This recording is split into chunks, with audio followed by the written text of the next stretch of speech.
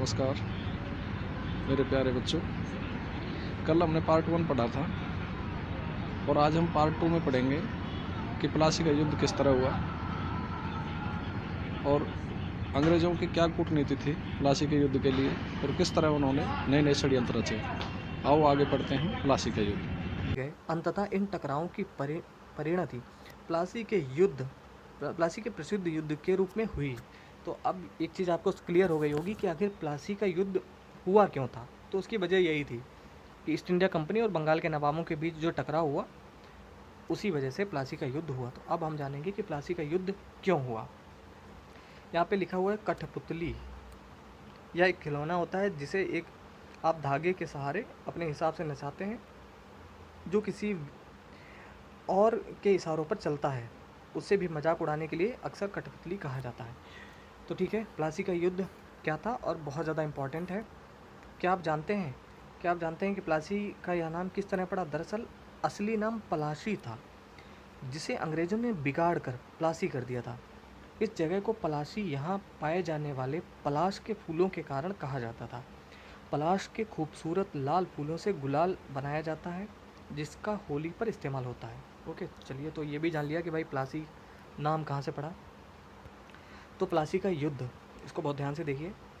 सन 1756 में अली वर्दी खान की मृत्यु के बाद सिराजुद्दौला बंगाल के नवाब बने। कंपनी को सिराजुद्दौला की ताकत से काफ़ी भय था। तो जो हाँ, सिराजुद्दौला की जगह कंपनी एक ऐसा कठपुतली नवाब चाहती थी जो उसे व्यापारिक रियायतें और अन्य सुविधाएं आसानी से देने में आनाकानी ना करे। अर्थात कंपनी चाहती थी कि कोई ऐसा नवाब बन जाए जो उसकी बातों को मानता रहे, उसको छूट प्रदान करता रहे।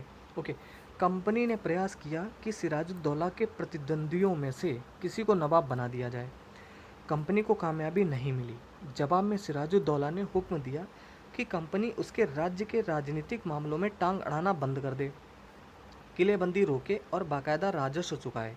तो ये किसने हुक्म दिया? सिराजुद्दौला ने। कंपनी को आदेश दिया कि भाई हमारे आपसी मामलों में तुम टांग मत अड़ाओ और चुपचाप अपना जो टैक्स दे रहे हो वो चुकाते रहो और अपनी किलेबंदी रोको। और कंपनी चाहती थी कि जो सिराजुद्दौला के जो प्रतिद्वंदी हैं उनको नवाब बना दिया जाए। जब दोनों पक्ष पीछे हटने को तैयार नहीं हुए, दोनों पक्ष अर्थात कंपनी और सिराजुद्दौला तैयार नहीं हुए, तो अपने 30,000 सिपाहियों के साथ नवाब ने यानी सिराजुद्दौला ने कासिम बाजार में स्थित इंग्लिश फैक्ट्री पर हमला बोल दिया। नवाब की फ़ौजों ने कंपनी के अफसरों को गिरफ्तार कर लिया, गोदाम पर ताला डाल दिया, अंग्रेज़ों के हथियार छीन लिए और अंग्रेज़ जहाज़ों को घेरे में ले लिया। इसके बाद नवाब ने कंपनी के कलकत्ता स्थित किले पर कब्जे के लिए उधर का रुख किया। तो ये स्टेप उठाया सिराजुद्दौला ने। कलकत्ता के हाथ से निकल जाने की खबर सुनने पर मद्रास में तैनात कंपनी के अफसरों ने भी रॉबर्ट क्लाइव के नेतृत्व में सेनाओं को रवाना कर दिया। इस सेना को नौसैनिक बेड़े की मदद भी मिल रही थी। तो इसका मतलब रॉबर्ट क्लाइव कहाँ थे? मद्रास में थे। तो उनके नेतृत्व में सेना भेजी गई कि भाई बंगाल संभालो। नवाब के साथ लंबे समय तक सौदेबाजी चली। आखिरकार 1757 में रॉबर्ट क्लाइव ने प्लासी के मैदान में सिराजुद्दौला के खिलाफ कंपनी की सेना का नेतृत्व किया। नवाब सिराजुद्दौला की हार का एक बड़ा कारण उसके सेनापतियों में से एक सेनापति मीर जाफ़र की कारगुजारियाँ भी थीं। मीर जाफ़र की टुकड़ियों ने इस युद्ध में हिस्सा नहीं लिया। रॉबर्ट क्लाइव ने यह कहकर उसे अपने साथ मिला लिया था कि सिराजुद्दौला को हटाकर मीर जाफ़र को नवाब बना दिया जाएगा। तो इसका मतलब हुआ ये कि जब प्लासी का युद्ध हुआ, रॉबर्ट क्लाइव एक तरफ थे और एक तरफ थी सिराजुद्दौला की सेना। तो रॉबर्ट क्लाइव ने मीर जाफ़र को ये कहा था कि ऐसा है, तुम सिराजुद्दौला की सेना के साथ खड़े तो रहना लेकिन लड़ना मत, मतलब हिस्सा मत लेना। तो मीर जाफ़र ने यही किया और धोखा दे दिया और लालच ये दिया था अंग्रेज़ों ने मीर जाफ़र को, उसके सेनापति को सिराजुद्दौला के, कि अगर सिराजुद्दौला हार जाएगा तो हम तुम्हें नवाब बना देंगे। तो नवाब बनने के लालच में मीर जाफ़र ने क्या किया कि अपनी सेना की बहुत बड़ी टुकड़ी को युद्ध में जाने से मना कर दिया कि अकेले लड़ने दो इसको, सिराजुद्दौला को, और ये हार जाएगा और फिर हम नवाब बनेंगे। ओके, तो इसी वजह से फिर जो है सिराजुद्दौला हार गया युद्ध। और यहाँ पर ऊपर क्या दिया गया है? ये महान्यायालय कक्ष ईस्ट इंडिया कंपनी हाउस, ये वहाँ का है। संपन्नता का आश्वासन। इंग्लैंड के लोग ईस्ट इंडिया कंपनी की शासकीय महत्वाकांक्षाओं को संदेह और अविश्वास से देखते थे। प्लासी की लड़ाई के बाद रॉबर्ट क्लाइव ने अंग्रेज सम्राट के एक मुख्य विदेश मंत्री विलियम पिट को 7 जनवरी 1759 को कलकत्ते में यह चिट्ठी लिखी थी। तो उसमें क्या बातें हैं तो जान लेते हैं कि भाई उस समय की स्थिति क्या थी। लेकिन इतनी विशाल सत्ता एक वाणिज्यिक कंपनी के लिए बहुत बड़ी बात होगी। मैं खुद यह सोचकर अभिभूत हूँ कि इन समृद्ध रियासतों पर पूरा कब्जा हासिल करने में कोई परेशानी नहीं आएगी। अब मैं यह फैसला आप पर छोड़ता हूँ कि क्या सालाना 20 लाख स्टर्लिंग की आमदनी और 3 प्रांतों का कब्जा कोई ऐसी चीज़ है जिस पर इतना शोर मचाना उचित हो। तो यह चिट्ठी उस समय लिखी गई थी, एग्ज़ाम के लिए उतनी इम्पॉर्टेंट नहीं है। नवाब की शिकायतें पहले ये पढ़ लेते हैं। 1733 में बंगाल के नवाब ने इंग्लिश व्यापारियों के बारे में यह कहा था।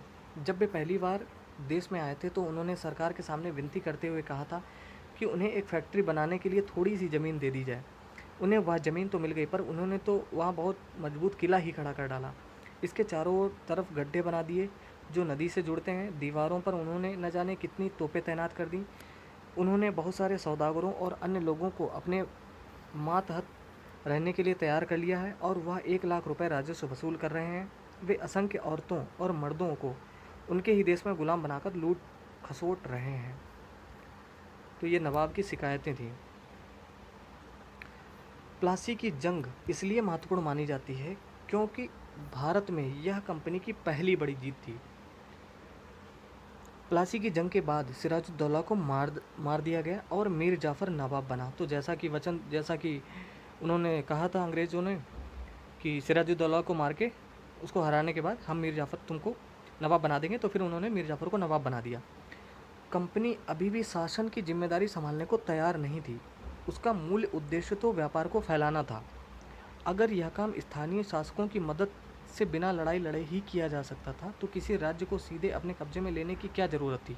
तो इसी वजह से अंग्रेज़ों ने क्या किया कि उस सत्ता को अपने हाथ में नहीं लिया, उसने मीर जाफ़र को ही बना दिया नवाब और राजस्व मुक्त होकर अपना व्यापार करने लगी।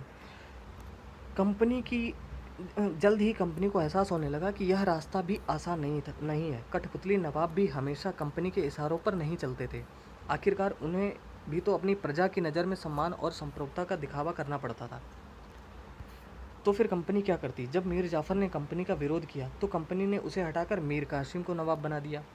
जब मीर कासिम परेशान करने लगा तो बक्सर की लड़ाई 1764 में उसको भी हारना पड़ा। तो दूसरा युद्ध जो है प्लासी के युद्ध के बाद 1764 में बक्सर का युद्ध हुआ था, तो वो भी हार गए। उसे बंगाल से बाहर कर दिया गया। किसको? मीर कासिम को। और मीर जाफ़र को दोबारा नवाब बनाया गया। अब नवाब को हर महीने 5 लाख रुपए कंपनी को चुकाने थे। तो उस समय 5 लाख रुपए बहुत बड़ी रकम होती थी। कंपनी अपने सैनिक खर्चों से निपटने, व्यापारिक ज़रूरतों तथा अन्य खर्चों को पूरा करने के लिए और पैसा चाहती थी। कंपनी और ज़्यादा इलाके और ज़्यादा कमाई चाहती थी। 1765 में जब मीर जाफ़र की मृत्यु हुई तब तक कंपनी के इरादे बदल चुके थे। कठपुतली नवाबों के साथ अपने खराब अनुभवों को देखते हुए क्लाइव ने ऐलान किया कि अब हमें खुद ही नवाब बनना पड़ेगा। तो ये बहुत बड़ा डिसीजन था उस समय। आखिरकार 1765 में मुग़ल सम्राट ने कंपनी को ही बंगाल प्रांत का दीवान नियुक्त कर दिया। किसने? मुग़ल सम्राट ने। और ये दीवानी किसने सौंपी थी? शाह आलम द्वितीय ने। ठीक है। दीवानी मिलने के कारण कंपनी को बंगाल के विशाल राजस्व संसाधनों पर नियंत्रण मिल गया। तो अब तो पूरा अधिकार इन्हीं को मिल गया था राजस्व वसूलने का ही। इस तरह कंपनी की एक पुरानी समस्या हल हो गई। 18वीं सदी की शुरुआत से ही भारत के साथ उसका व्यापार बढ़ता जा रहा था, लेकिन उसे भारत में ज़्यादातर चीज़ें ब्रिटेन से लाए गए सोने और चांदी के बदले में खरीदनी पड़ती थीं। इसकी वजह से ये भी उस समय ब्रिटेन के पास भारत में बेचने के लिए कोई चीज़ नहीं थी। प्लासी की जंग के बाद ब्रिटेन से सोने की निकासी कम होने लगी और बंगाल की दीवानी मिलने के बाद तो ब्रिटेन से सोना लाने की ज़रूरत ही नहीं रही। तो सोना लाने की ज़रूरत इसलिए नहीं रही ब्रिटेन से क्योंकि जब राजस्व वसूल करने लगे तो उसी राजस्व से जो रकम इकट्ठी होती थी उसी से चीज़ें वो खरीद लेते थे। ओके, अब भारत से होने वाली आमदनी के सहारे ही कंपनी अपने खर्चे चला सकती थी। इस कमाई से कंपनी भारत में सूती और रेशमी कपड़ा खरीद सकती थी, अपनी फ़ौजों को संभाल सकती थी और कलकत्ते में किले और दफ्तरों के निर्माण की लागत उठा सकती थी। कंपनी के अफसर नवाब बन बैठे। कंपनी के अफसर नवाब बन बैठे। तो दोस्तों ये चैप्टर काफ़ी इंपॉर्टेंट है, इसको पूरा ध्यान से देख लिए। नवाब बनने का क्या मतलब था? इसका एक मतलब तो यही था कि कंपनी के पास अब सत्ता और ताकत थी, लेकिन इसके कुछ और फ़ायदे भी थे। कंपनी का हर कर्मचारी नवाबों की तरह जीने के ख्वाब देखने लगा था। प्लासी के युद्ध के बाद बंगाल के असली नवाबों को इस बात के लिए बाध्य कर दिया गया कि वे कंपनी के अफसरों को निजी तोहफे के तौर पर ज़मीन और बहुत सारा पैसा दें। खुद रॉबर्ट क्लाइव ने ही भारत में बेहिसाब दौलत जमा कर ली थी। 1743 में जब वह इंग्लैंड से मद्रास, यानी जो चेन्नई है, 1743 में वह इंग्लैंड से मद्रास आया था तो उसकी उम्र 18 साल थी। 1767 में जब वह 2 बार गवर्नर बनने के बाद हमेशा के लिए भारत से रवाना हुआ तो यहाँ उसकी दौलत 4,01,102 पाउंड के बराबर थी उस समय, यानी बहुत बड़ी रकम थी। दिलचस्प बात यह है कि गवर्नर के अपने दूसरे कार्यकाल में उसे कंपनी के भीतर फैले भ्रष्टाचार को खत्म करने का काम सौंपा गया था, यानी खुद ही भ्रष्टाचार कर रहे थे और उनको काम भी सौंपा गया था भ्रष्टाचार खत्म करने का। लेकिन 1772 में ब्रिटिश संसद ने उसे खुद भ्रष्टाचार के आरोपों पर अपनी सफाई देनी पड़ी। सफाई इसलिए देनी पड़ी क्योंकि इन्होंने उसी के साथ धोखा किया था। सरकार को उसकी अकूत संपत्ति के स्रोत संदेहास्पद लग रहे थे। उसे भ्रष्टाचार आरोपों से तो बरी कर दिया गया, लेकिन 1774 में उसने आत्महत्या कर ली। कंपनी के सभी अफसर क्लाइव की तरह दौलत इकट्ठा नहीं कर पाए। बहुत सारी बीमारियों और लड़ाइयों के कारण कम उम्र में ही मौत का निवाला बन गए। इसके अलावा उन सभी को भ्रष्ट और बेईमान मानना भी सही नहीं होगा। उनमें से बहुत सारे अफसर साधारण परिवारों से आए थे। उनकी सबसे बड़ी इच्छा बस यही थी कि वे भारत में ठीक ठाक पैसा कमाएं और ब्रिटेन लौटकर आराम की ज़िंदगी बसर करें। जो जीते जी धन दौलत लेकर वापस लौट गए, उन्होंने वहाँ आलीशान जीवन जिया। उन्हें वहाँ के लोग नवाब कहते थे। यह भारतीय शब्द नवाब का ही अंग्रेजी संस्करण बन गया। उन्हें लोग अक्सर नए अमीरी और सामाजिक हैसियत में रातों रात ऊपर आने वाले लोगों के रूप में देखते थे। नाटकों और कार्टूनों में उनका मजाक उड़ाया जाता था, वहाँ पर मतलब ब्रिटेन में ही। अब है कंपनी का फैलता शासन। उससे पहले ये देख लेते क्या है। क्लाइव खुद को कैसे देखता था। संसद की एक समिति के सामने सुनवाई के दौरान क्लाइव ने कहा था कि प्लासी की लड़ाई के बाद उसने ज़बरदस्त संयम का परिचय दिया। आइए देखें उसने क्या कहा था। उस स्थिति की कल्पना कीजिए जहां प्लासी की जीत ने मुझे लाखड़ा कर दिया था। एक ताकतवर राजा मेरे इशारे पर चल रहा था। एक संपन्न शहर मेरी दया पर था। उसके सबसे दौलतमंद महाजन मेरी एक एक मुस्कुराहट के लिए एक दूसरे की गिरेबान खींच रहे थे। मैं ऐसे खजानों के बीच से गुजर रहा था जो सिर्फ मेरे लिए खुले हुए थे। एक तरफ सोना और दूसरी तरफ जवाहरात थे। अध्यक्ष महोदय, मैं अपने इस संयम को देखकर खुद हैरान हूँ। ओके, तो कंपनी का फैलता शासन। यदि हम 1757 से 1857 के बीच ईस्ट इंडिया कंपनी के द्वारा भारतीय राज्यों पर कब्जे की प्रक्रिया को देखें तो कुछ बहुत महत्वपूर्ण बातें सामने आती हैं। किसी अनजान इलाके में कंपनी ने सीधे सैनिक हमला प्रायः नहीं किया। उसने किसी भी भारतीय रियासत का अधिग्रहण करने से पहले विभिन्न राजनीतिक, आर्थिक और कूटनीतिक साधनों का इस्तेमाल किया। बक्सर की लड़ाई 1764 के बाद कंपनी ने भारतीय रियासतों में रेजिडेंट तैनात कर दिए। ये कंपनी के राजनीतिक या व्यावसायिक प्रतिनिधि होते थे। तो रेजिडेंट कौन होते थे? कंपनी के राजनीतिक या व्यावसायिक प्रतिनिधि। उनका काम कंपनी के हितों की रक्षा करना और उन्हें आगे बढ़ाना था। रेजिडेंट के माध्यम से कंपनी के अधिकारी भारतीय राज्यों के भीतरी मामलों में भी दखल देने लगे थे। अगला राजा कौन होगा, किस पद पर किसको बिठाया जाएगा, इस तरह की चीज़ें भी कंपनी के अफसर ही तय करना चाहते थे। कई बार कंपनी ने रियासतों पर सहायक संधि भी थोप दी थी। जो रियासत इस बंदोबस्त को मान लेती थी उसे अपनी स्वतंत्र सेनाएं रखने का अधिकार नहीं रहता था। उसे कंपनी की तरफ से सुरक्षा मिलती थी और सहायक सेना के रख रखाव के लिए वह कंपनी को पैसा देती थी। अगर भारतीय शासक रकम अदा करने में चूक जाते थे तो जुर्माने के तौर पर उनका इलाका कंपनी अपने कब्जे में ले लेती थी। उदाहरण के लिए, जब रिचर्ड बेलेजली गवर्नर जनरल 1798 से 1805 तक था, उस समय अवध के नवाब को 1801 में अपना आधा इलाका कंपनी को सौंपने के लिए मजबूर कर दिया गया, क्योंकि नवाब सहायक सेना के लिए पैसा अदा करने में चूक गए थे। इसी आधार पर हैदराबाद के भी कई इलाके छीन लिए गए थे। रेजिडेंट की क्या ताकत थी, और यहाँ पे दिया गया है, अपने बेटों और ब्रिटिश रेजिडेंट के साथ खड़े नवाब शुजाउद्दौला। टिली कैटल द्वारा बनाया गया चित्र। बक्सर की लड़ाई के बाद संधियों के फलस्वरूप नवाब शुजाउद्दौला के ज़्यादातर अधिकार छीन लिए गए थे, लेकिन वह रेजिडेंट के सामने अपनी चिर परिचित शाही शानो शौकत के साथ दिखाई दे रहे हैं। रेजिडेंट की ताकत क्या होती थी? कंपनी द्वारा नियुक्त किए गए रेजिडेंट्स के बारे में स्कॉटलैंड के प्रसिद्ध अर्थशास्त्री और राजनीतिक दार्शनिक जेम्स मिल ने यह कहा था। अच्छा, जेम्स मिल का नाम हम लोगों ने पहले चैप्टर में भी पढ़ा था। दरअसल रेजिडेंट रियासत का राजा होता है।